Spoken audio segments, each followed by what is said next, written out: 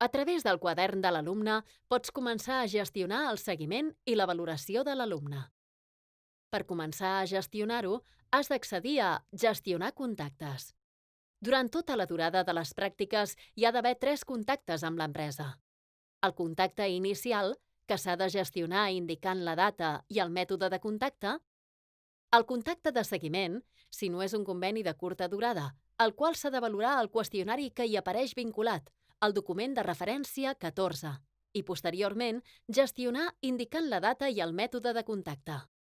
I per últim, el contacte final, en el qual també s'ha de valorar el qüestionari que hi apareix vinculat, el document de referència 15, i posteriorment gestionar indicant la data i el mètode de contacte en finalitzar les pràctiques.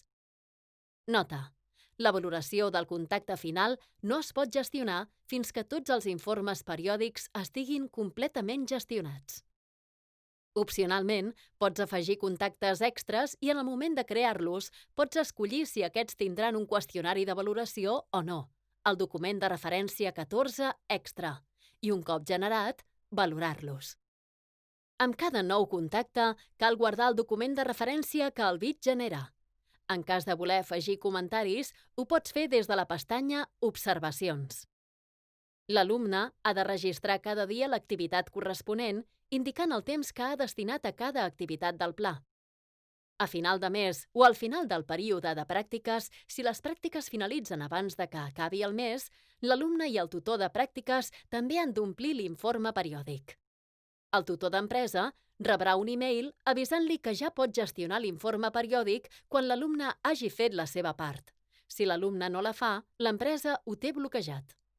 A més, el tutor de l'empresa pot gestionar la valoració dels contactes a través de Gestionar valoració contacte valoració.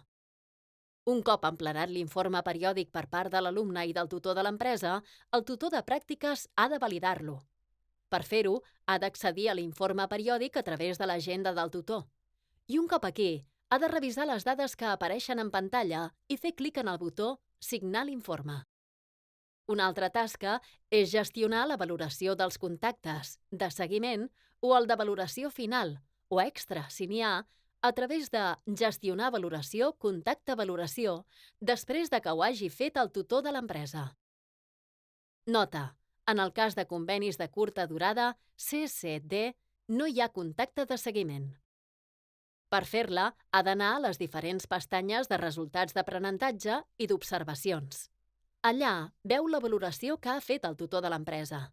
Si el tutor de l'empresa no ho ha omplert, el tutor del centre ho ha de fer en nom de l'empresa després d'haver fet el contacte.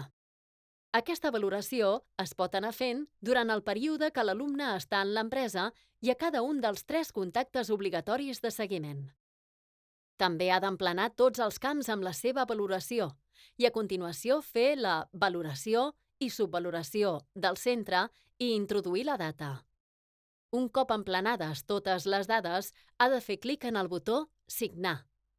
Un cop signat, ha de dirigir-se a la següent pantalla a través del botó Gestionar, que es troba a la pestanya Contacte valoració, introduir la data present, seleccionar una via de contacte i fer clic en el botó Emmagatzemar.